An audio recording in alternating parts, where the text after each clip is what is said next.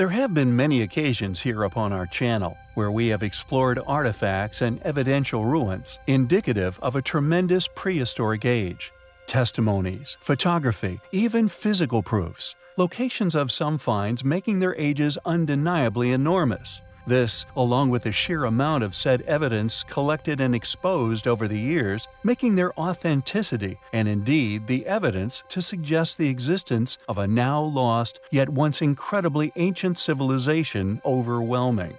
With our next exposé of ancient finds of no exception, although the following could have been aiding in the expansion of mankind's knowledge of its origins, it has instead been quietly ignored by those in favor of doubling down on a funded paradigm, one seemingly crumbling around them. Greece, a thorn in the side of many an academic for centuries, with unexplainable architecture and finds that simply lack explanation. There exists, however, a far deeper reason for this persisting annoyance: the competing recordings of finds made far before any funded paradigm had arisen, by people in positions of specialist authorities, documentation of remains of human inhabitation supporting our many videos' subject matters. These finds dated within the Pliocene era of at least some 2 to 5 million years ago. As mentioned in The Forbidden Archaeologist by Michael Cremo, quote, "Today, scientists say that the oldest evidence for human presence in Greece can be found at the Petrolona site, where human bones and artifacts, attributed to archaic Homo sapiens, go back to between 200,000 and 500,000 years ago. But taking the role of the Egyptian priest, I might say to these modern Solons that the history of a human presence in Greece goes much further back than they might imagine." The Greek scientist who reported the Petrolona discovery, A.N. Polianos, announced further discoveries far more ancient than Petrolona man. The Anthropology Museum of Perdiccas gave the following information. In 1977, Isaac Pandelides, the owner of a sandpit not far from the village of Perdiccas, chanced upon the remains of a large animal. He informed the Greek Anthropological Society, and the excavations were directed by the anthropologist Eris Polianos, who brought to light the skeleton of a mammoth approximately 3 million years old. Though the entire skeleton was found, the bones were in disarray and had evidently been killed, butchered, and consumed by humans. End quote. This timeline flies in the face of modern evolutionary chronology, and if accepted as it should, coming from legitimate sources who documented said finds correctly, the timeline of man should rightly be pushed back to an unknown origin, and we strongly feel more effort should be put into this investigative direction. The mammoth, along with Cremo's effortless correlation of the facts, is a gem of proof and a continued glimmer of hope that if such finds continue to surface, modern paradigms will slowly shift to a more critically established realization of not only our history, but of our existence itself. It was a find, and indeed is a journey, which we find highly compelling. There are many enigmatic, unexplained ancient mysteries which we have covered here on our channel. Many mysterious ruins which are slowly revealing their secrets to us. However, what must be the most intriguing of the historical subcategories has to be the oparts, out-of-place artifacts that have been found all over Earth. These mystifying items are the only subject within the field which can shed their own very unique lights upon the distant past, and sometimes hard-to-believe possibilities attached to their ages. The island of Samos within Greece is home to a number of these particular artifacts. 1.5 kilometers off the coast of Turkey, this small island has a big history. Within the island's capital museum is a wide range of very impressive artifacts. The most interesting among the collection is undoubtedly the strange bronze artifact, which according to academia, merely depicts a strange form of unknown carriage that would have once been pulled by horses. However, some also believe that the strange animals are actually depicting a form of periscope, and that the entire artifact is actually that of an ancient submarine. Additionally, there also exists another amazing artifact that we felt was worth a mention, found within private collection. Originally a religious idol, what do you think this wooden artifact is depicting? Could it actually be that of modern-day paragliders, somehow sent back in time, seen and depicted by this once ancient people as a religious vision? It's an incredible, if rather imaginative thought, but it is testament to such artifacts' intriguing nature. There are many incredible out-of-place artifacts that can be found all over Earth, each one just waiting to spark our interests. Thanks for watching, guys, and until next time, take care. There are countless ancient OOP which can be found littering ancient antiquities, and indeed the exhibits which are so often attributed to an ancient civilization, subsequently debunked by said studies, as having been capable of such ancient developments. As such, these artifacts are known as out-of-place artifacts or OOP, as they have become affectionately known.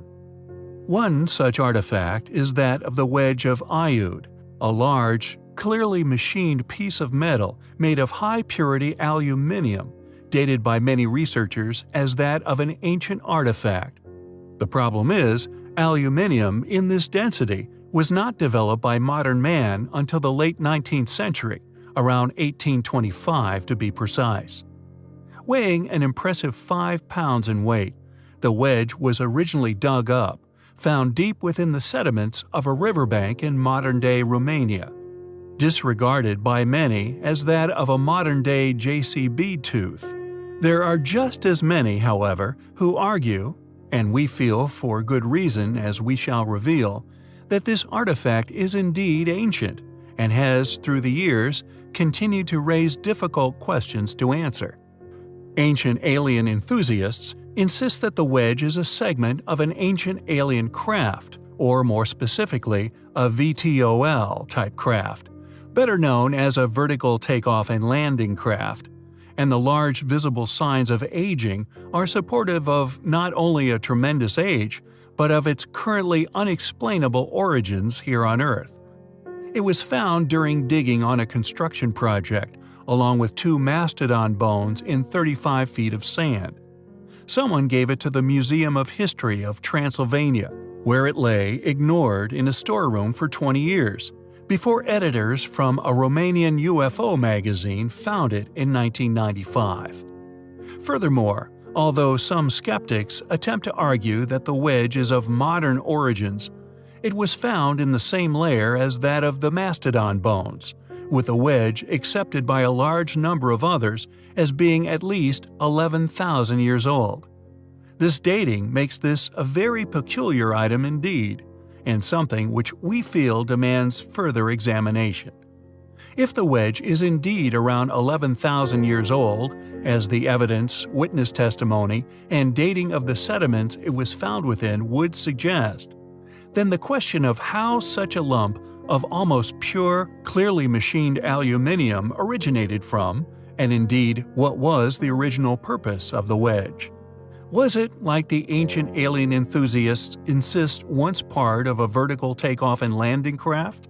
Or maybe from something else?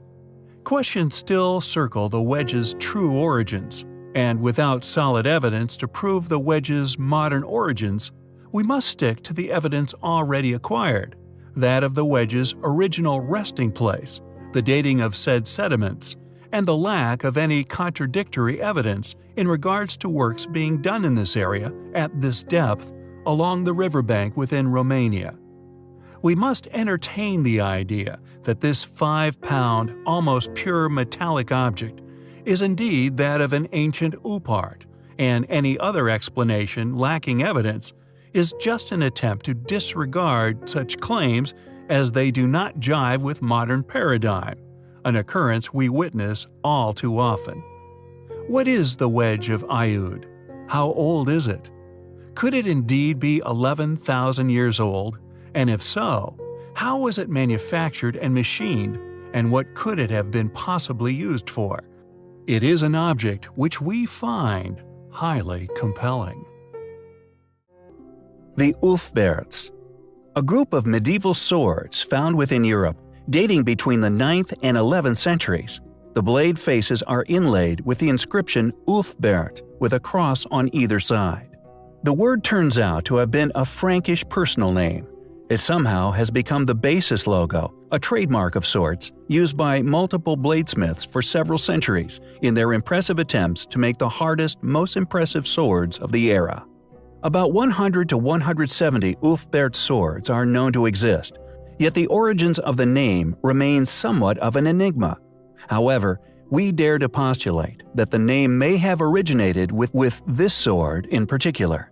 A sword which these bladesmiths may have been attempting to replicate and indeed figure out how it was made. A Nova National Geographic documentary titled Secrets of the Viking Sword, which first aired in 2012, actually took a look at this enigmatic sword's metallurgical composition. The Ulfberht sword has almost no slag content within its composition, and it has a carbon content 3 times that of other metals of the time. Carbon found to be a great addition in strengthening steel, creating a metal known as crucible steel, a critical discovery, something which made England famous some 800 years after this sword's creation. In the process of forging iron, the ore must be heated to 3,000 degrees Fahrenheit. This will bring the metal to a liquid molten state, allowing blacksmiths to reduce impurities called slag. However, medieval technology did not allow iron to be heated to such a high temperature. Thus, the slag was removed by pounding it out, a far less effective method. Modern blacksmith Richard Furrer of Wisconsin spoke to Nova about the difficulties of making such a sword. Furrer is described in the documentary as one of the few people on the planet who has the skills needed to try to reproduce the Ulfberht by hand. To do it right, it is the most complicated thing I know how to make, he said. He commented on how the Ulfberht maker would have been regarded as possessing magical powers. To be able to make a weapon from dirt is a pretty powerful thing, he said. But to make a weapon at this time within history that could bend such without breaking, stay so sharp, and weigh so little would be regarded as supernatural. Furrer spent days of continuous, painstaking work forging a similar sword. He used medieval technology, although it required highly unconventional ways, never before suspected or documented. The tiniest flaw or mistake, turning the sword into a piece of scrap metal. He declared his success at the end as more relief than joy. Who was the maker of this sword? How did they know how to make it? The mystery surrounding this out-of-place artifact persists to this day. Beit Sherim is an ancient cemetery located within Galilee. Very close by is a natural cave. It had apparently fallen into disuse at the end of the 4th century and filled up partially with 4 or 5 feet of clay-like silt.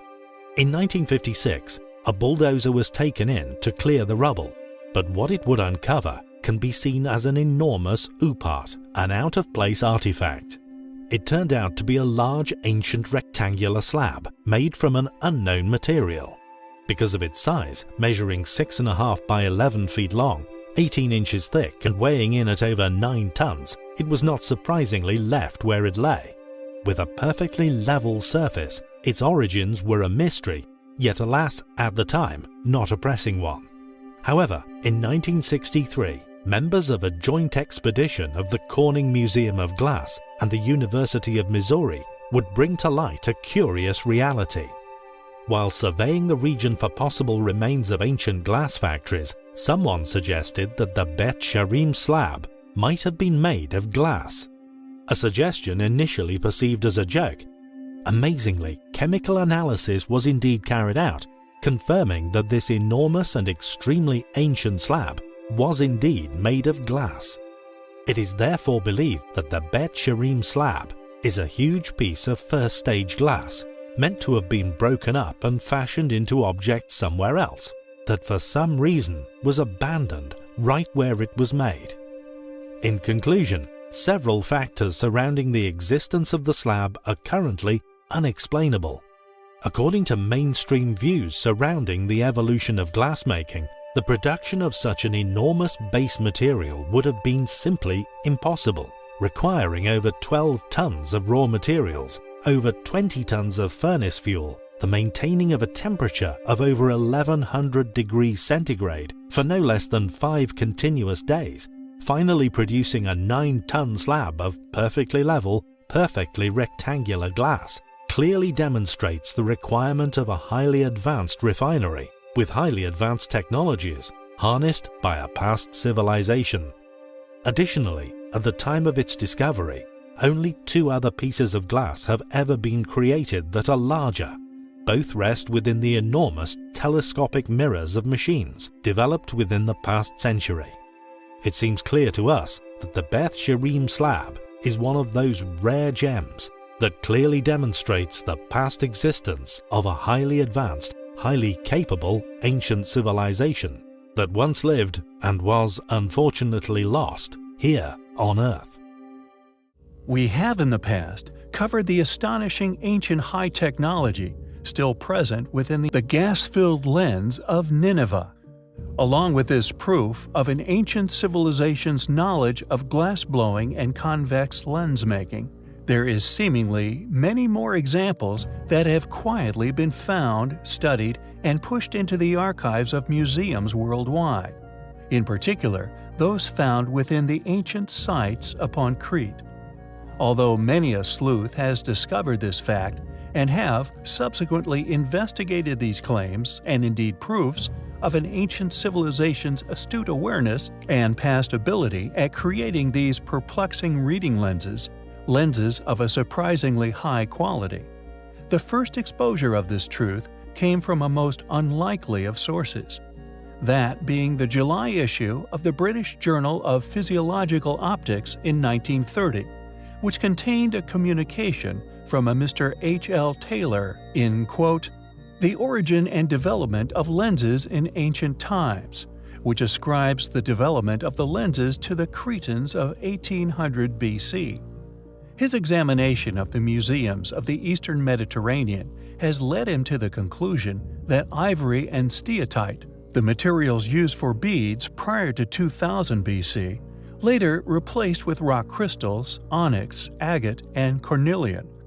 The discovery of the magnification produced by a bead of rock crystal, he believes, led to the production of lens-shaped beads, and eventually of lenses, such as those of the Royal Gaming Board found in the palace at Knossos, the best of which now rest within the archives of the Museum Candia within Crete. Their magnification ability has been recorded at between 5 and 8 diopters and are plano-convex in shape. These quality lenses were then transported out of the area to the mainland, including Troy, Tyre, Nineveh, and the United Kingdom." End quote. However, any explanation as to how these ancient artifacts were indeed created remains unknown, or indeed untold. The closest anyone dare tread is claiming they are of natural rock crystal origins and developed accidentally. Regardless, their existence is undeniably highly compelling. The toppled obelisk of Axum within Ethiopia is not only one of the largest ancient megaliths on our planet, but indeed a rare surviving wonder of the ancient world. Estimated at well over 1,000 tons, it was mysteriously toppled sometime in history, destroyed like so many other enormous relics of a lost antiquity, possibly during a cataclysmic event, and its resulting earthquakes. Yet, regardless, this gigantic ancient monument was once quarried, transported, and then somehow erected at the foot of where it now lay. Among the many other smaller obelisks, all curiously still standing monuments. The site is in addition to the megalith, covered in false windows. Now we feel a feature which can be used as overwhelming proof that the builders of said site were not only in contact intercontinental, but in cooperation in regard to construction and stone-cutting technologies. Not only do the tunnel systems, claimed as tombs within the Axum site, possess polygonal masonry, an additional, now lost technology, yet also found intercontinentally within ancient sites around the globe. Furthermore, however, we can add another chapter to this proof of a once existing, now lost, but once highly capable and thus highly advanced ancient worldwide civilization, having once been responsible for the 1,000-plus ton megalithic sites around the world. Metal clamps.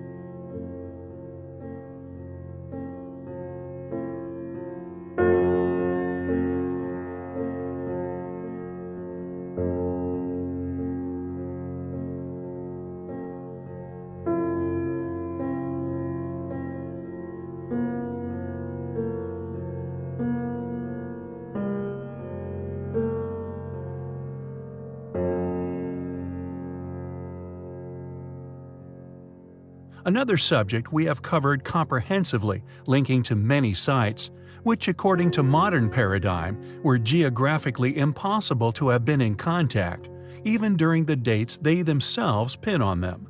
These metal clamp seats were initially cut into the huge stones at strategic positions. Then, molten metal, often enigmatic and advanced in metallurgy, were poured into these cuts to pin the stones together, preventing them from slipping over time, retaining their perfect alignment. How can we continue to believe that the evidence for our argument be ignored, dismissed as conspiracy, the hypothesis refuse serious investigation? We find this highly compelling. Ancient Uparts. A section of ancient history which many find as their preference. It is undeniably one of the strongest areas of argument within the study of antiquities, which is in support of the past existence of once highly capable, incredibly technologically advanced, yet now lost ancient civilizations. The ancient astronaut theory being one main topic of interest within the Uparts realm. When it comes to certain current or now past allies, in alliance with our so often reiterated posit of the existence and the volumes of surviving evidence in support of a now lost, often also claimed, now actively hidden, enormous number of chapters of human history. It is thanks to their laborious collaborative efforts which has allowed us to accomplish such a strong and compelling evidence. In addition, the realization that much of these sites and anomalous features also display a strong evidential suggestion that many of these civilizations somehow succumbed suddenly, possibly to a past cataclysm. However, if this vast and still growing file of evidence, all suggesting sudden demise, is, in the future, somehow found to have been an undeniable reality, possibly a repeated event, a question arises: who could these claimed ancient astronauts possibly have been?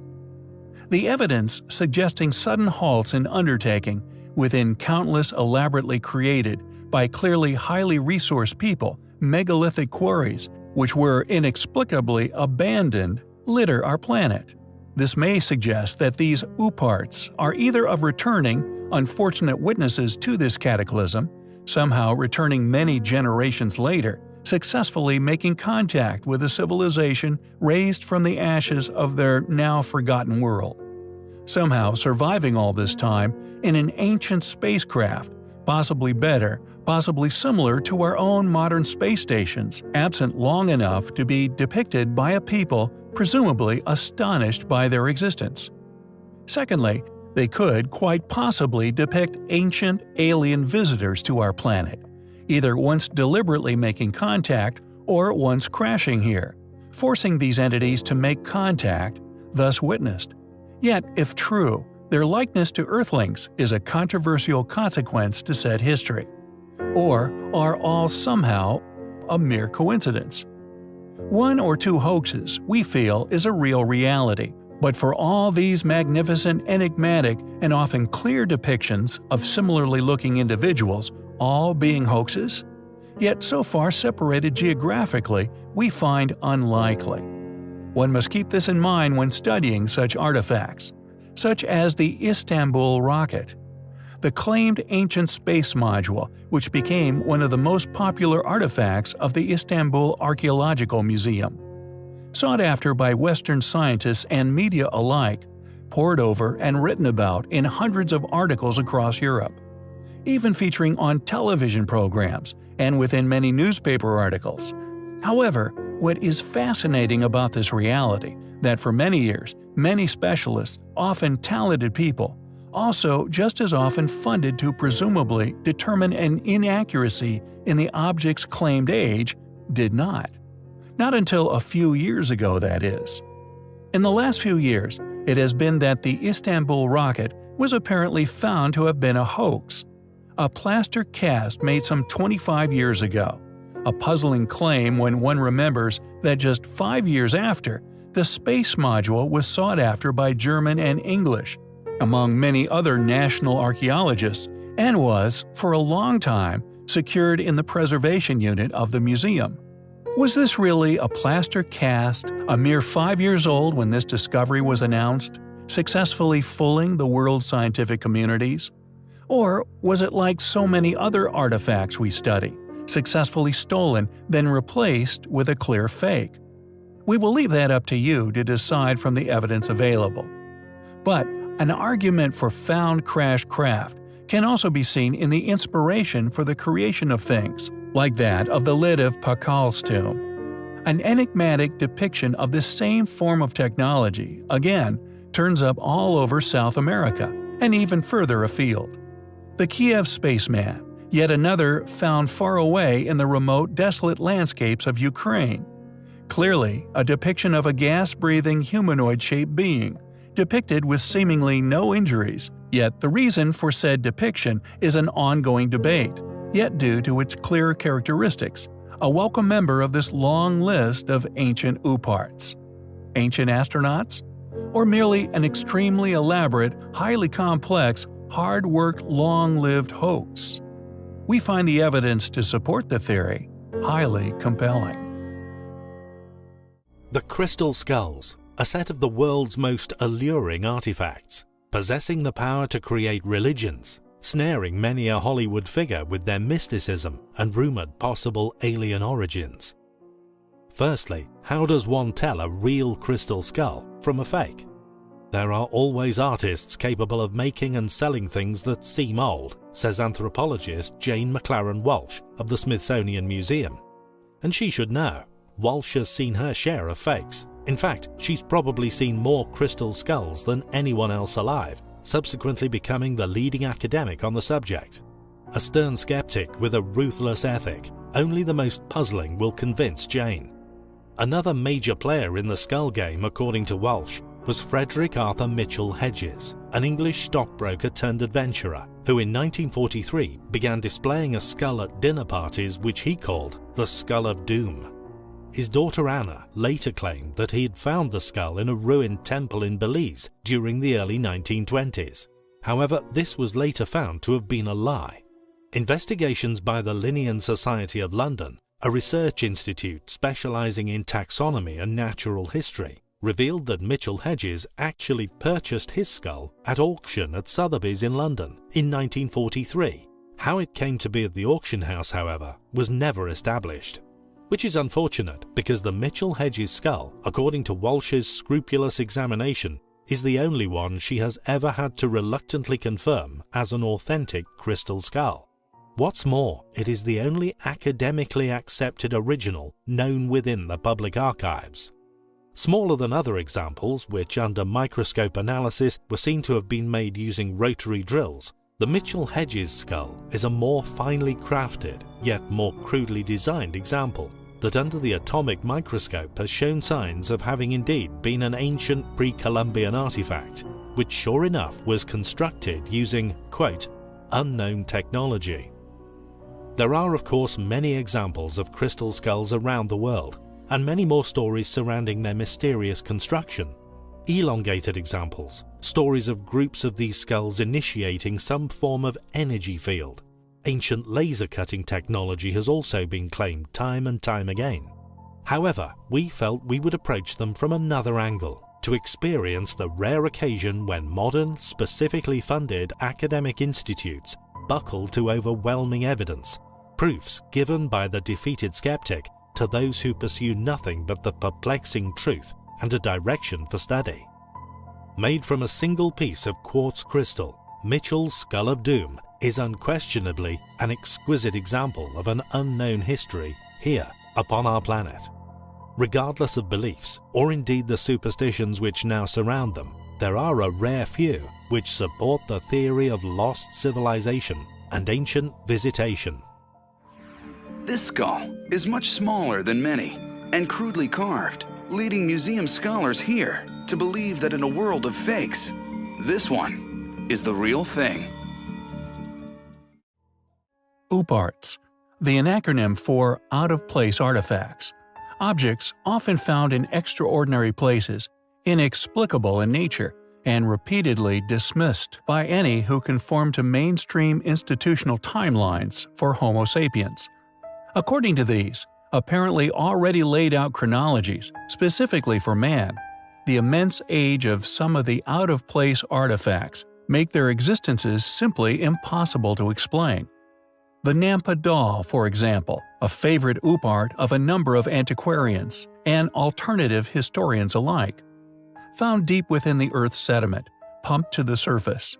Amongst this sediment, which had been resting there for at least 2 million years, this small clay figurine, even adorned with surviving details of the fashion at the time of its creation. And although fascinating, this video does not focus upon zinc vases dynamited out of stone quarries or iron pots found in 500-million-year-old coal seams, or even the imprints of chariot wheels found deep in mines in Russia. It pertains to a modest artifact, a simple mortar and pestle once found by a J.H. Neal, and although today mortar and pestles are not the most interesting of utensils, it is their extreme ages which make them remarkable finds. Confirmed as being of immense age, this mortar and pestle was found left in situ, discovered by a Mr. J.H. Neal in tertiary deposits dating back almost 33 to 55 million years. And just like that of the iron pot, found in the foundry dated at 500 million years, felt compelled to create their own personal affidavits regarding the events and the legitimacy therein, no matter how hard it was to explain. These men felt compelled to do all they could to prove the legitimacy of said discoveries. On August 2, 1890, J.H. Neal signed an affidavit swearing his discovery to have been 100% legitimate.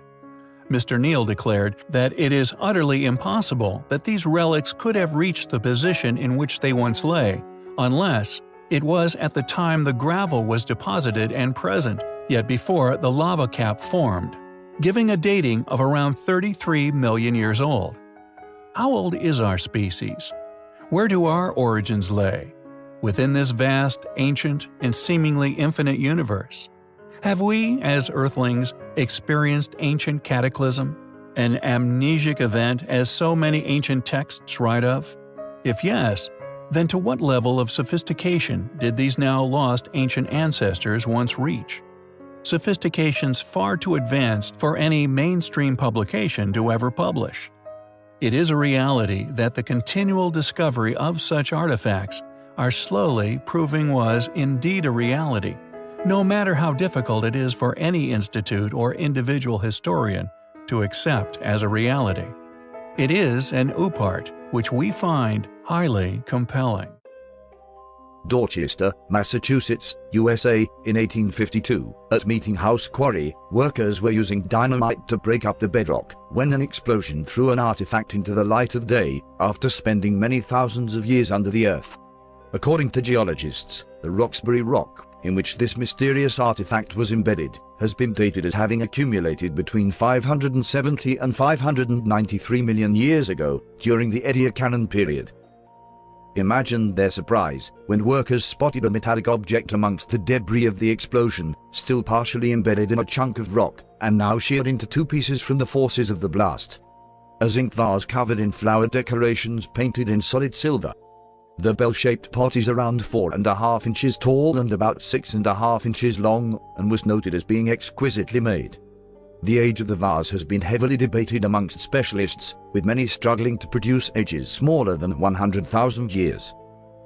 Additionally, the species of flowers and plants that are illustrated upon the vase also went extinct over 100,000 years ago.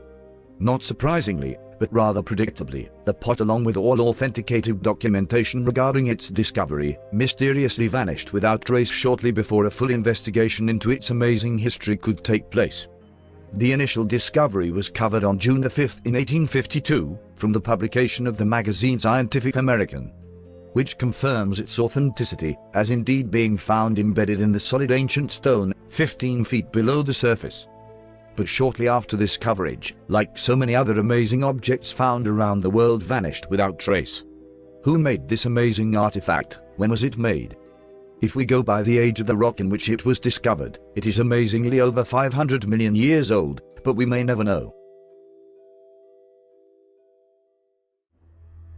In 1944, a 10-year-old boy by the name of Newton Anderson was playing in his basement, smashing lumps of coal with a mallet, when he made an amazing discovery. The coal that he was playing with had been mined very near to where he lived in Upshur County, West Virginia, and is largely accepted to be around 300 million years old. Imagine then Newton's and subsequently his parents' surprise when he presented to them this small bell, complete with strange winged figure and its possibly very ancient clapper, later found to be made of iron. Although there are many people who now insist that the dating of the coal must be incorrect, this little bell could also be a long-lost relic, lost within woodland, that over the eons becomes perfectly preserved within the eventual coal seam, lost by an advanced civilization which once inhabited Earth. The bell is considered an antediluvian artifact, or an object of pre-flood origins by the Institute for Creation Research, who had the bell submitted for laboratory testing at the University of Oklahoma. Whilst there, a nuclear activation analysis revealed that the bell contained an unusual mix of metals, a mix of metals not uncommon to Earth, but rather unusual for our current civilization to have decided to have manufactured it with, further supporting its authenticity as a very ancient relic. Later on in his life, Newton Anderson spent a great deal of time researching the figure atop the bell. He discovered similarities to the Babylonian southwest wind demon called Pazuzu.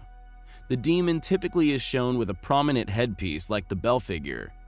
The Hindu deity, Garuda, is sometimes depicted on top of bells, as is the Egyptian Isis. The kneeling posture with hands clasped is also quite like Garuda representations, and because of this, some have argued that it must be an Indian Ganta bell. However, these similar and often confusing arguments over very similar deities could be seen as a consequence of cataclysm. Past civilization and the mythologies briefly retained, and all recorded at a time before such belief systems became too clouded with other outside influences. Another rare artifact is this strange handle, also found in coal and fortunately photographed before it vanished forever. Totally petrified and reportedly appeared to have virtually turned to coal. According to those who briefly investigated it, the handle appeared as well made as any modern handle. What do you think regarding these strange objects? Can coal form and objects petrify faster than we have ever witnessed? Or are these relics indeed millions of years old? Thanks for watching, guys, and until next time, take care.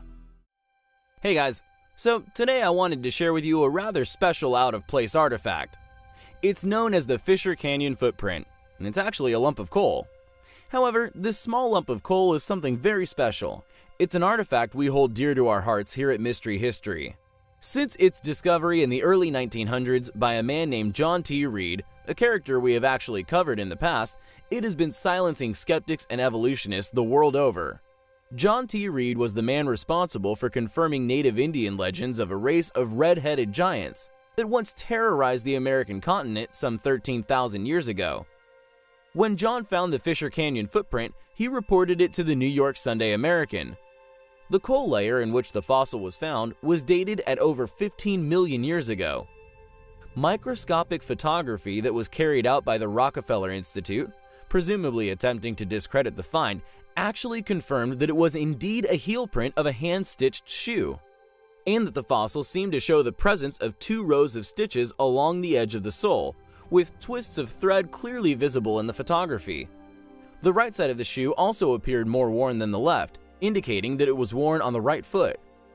Crystals of mercury sulfide, collected during the analysis, only confirmed the fossilized shoe print's enormous age. After the test results were in, Samuel Hubbard of the Museum of Archaeology in Oakland, California, buckled to the sheer amount of conclusive evidence by telling the press, quote, "Today's people are not yet able to make this kind of shoe. Facing this kind of evidence indicates that at the time of suspected uncivilized arthropods, millions of years ago, people with high intelligence appear to have existed. Detail of the threads proves that it was the sole of a shoe and was strictly the handiwork of man." End quote. This is why we love the Fisher Canyon footprint so much. It sat in the back of museum collections for years, silently waiting for evolutionists and skeptics alike to stumble upon its existence, only for it to then cast its spell of tremendous doubt upon their way of thinking.